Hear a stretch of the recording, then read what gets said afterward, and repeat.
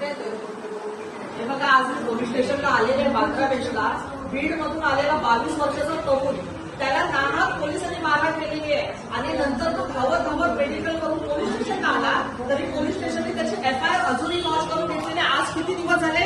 आज 6 ते 7 दिवस झाले. हे बघा, ही पोलिसांनी मारहाण त्याला केलेली आहे नाहक आणि एफआयआर लॉन्च करून घेतली नाही, कारण ते पडद्याआड आज तो पोलीस ज्यांनी मारहाण केली कॉन्स्टेबल आज तो गायब आहे. तिकडचा ना सीसीटीव्ही फुटेज ना रस्त्यावरचा व्हिडिओ काही सुद्धा आज आम्हाला दिसत नाहीये. आणि काय फक्त हे होते त्यावेळेस, तरी ह्यांनी सुद्धा त्याची एफआयआर घेतलेली नाहीये. एखाद्या व्यक्तीला जेव्हा 323 प्रमाणे मारहाण केली जाते तेव्हा पटकन जर त्यांनी मेडिकल केली असेल आणि त्याकडे फोटो आहे तर एफआयआर घेणं गरजेचं आहे की नाही?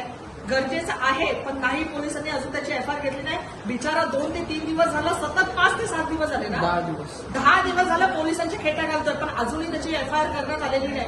बीड मधून 22 वर्षाचा मुलगा मुंबईमध्ये पोटा पाण्यासाठी येतात, दलित समाजाचा आहे, त्याचं काही कारण नसतं. ती व्हॅन त्याची नव्हती, तिकडचा तो क्लीनर होता, त्याला ड्रायव्हरचा त्याकडे नंबर नव्हता, म्हणून पोलिसांनी येऊन त्याला दारूच्या नशेमध्ये त्याला मारहाण केली आणि अजूनही त्याच्यावर एफआयआर केलेली. आज मला वरिष्ठांना भेटायचं आहे, पण वरिष्ठांना सुद्धा मला अजून भेटून दिलं जात नाहीये. बोलतात तिकडे पहिली कंप्लेंट करा. तिकडे अजून आज वाजले बघा किती, 12:30 वाजले, झाले 12:30 झाले तरी अजून सिनियर इथे आलेले नाही. कोण आहे इथे सिनियर? कोण आहे? वॉशरूमला गेलेला त्या माणूसला अर्धा तास वॉशरूमला जातं. आम्ही आज किती वेळ तिथे थांबलेलो आहोत? अर्धा तास झाला. सगळ्यात पहिलं ते राहू द्या, नाही खरं. एवढं सांगा. अजून याची एफआयआर का नाही घेतली? या मुलाची एफआयआर का नाही घेतली? हे त्याच्याकडे फोटो आहे. तुम्ही नव्हते, हे नव्हते त्या दिवशी? नाही, हे नव्हते, दुसरे होते. जेव्हा 27 तारखेला 27ला मी ऍडव्होकेट आणि पॉलिटिशियन मध्ये, पण आज मी पॉलिटिक्स मधून नाही आली. आज मी त्याला न्याय देण्यासाठी मी ते आलेली सुप्रिया पाटील, ऍडव्होकेट सुप्रिया पाटील. ऐका, फक्त माझं ऐका. मी आज फक्त त्याला न्याय देण्यासाठी आलेले आहे. मला काही पॉलिटिकल बर्डन वगैरे मला काही करायचं नाही.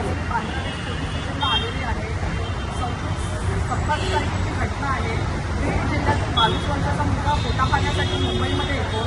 त्याचं काही करत नव्हतं, तरी इकडच्या 2 पोलीस कॉन्स्टेबलने त्याला इतकी मारहाण केली की त्याच्या अंगावर आहे बघा इतक्या खुणा आल्या. नंतर जाऊन त्यांनी मेडिकल केली. मेडिकल केल्यानंतर तो पोलीस स्टेशनला आला, पण साध्या पोलीस स्टेशनला ना त्याची एनसी घेतली ना त्याची एफआयआर घेतली. आज पोलीस संरक्षणमध्ये काय आहे, पोलिसांनी साध्या जनतेचं संरक्षण करायला पाहिजे, उलट त्यांना मारायला पाहिजे. हा बघा, हा किती निरागस मुलगा आहे. 22 वर्षाचा मुलगा, दलित समाजाचा मुलगा जेव्हा पोटा पाण्यासाठी मुंबईत येतो आणि त्यांना पोलिसांनीच मारहाण करणं. आज पोलीस स्टेशनला आली आहे, त्यांना गेल्या 10 दिवस तुमचे फेरपट्ट्या मारतोय, पण अजून काही त्याचा निकाल लागला नाही. आज पोलीस मला उडवाउडवी करत होत आहे की आम्ही त्या कॉन्स्टेबलची मेडिकल करायला गेलेलो आहे. मेडिकल किती तुम्ही 3 दिवसांनी मेडिकल करता, त्याच्यामध्ये अंश येणार आहेत का की तो 10वी गेले होते म्हणून? आणि आज पोलीस सुद्धा ते कॉन्स्टेबल सुद्धा झालेलं नाही, ते आउट ऑफ माइंड असं आम्हाला सांगण्यात आलेलं आहे. आणि इकडचे काही लोक तर बोलतात की ते आज नाही आहे पोलीसवाले इथे.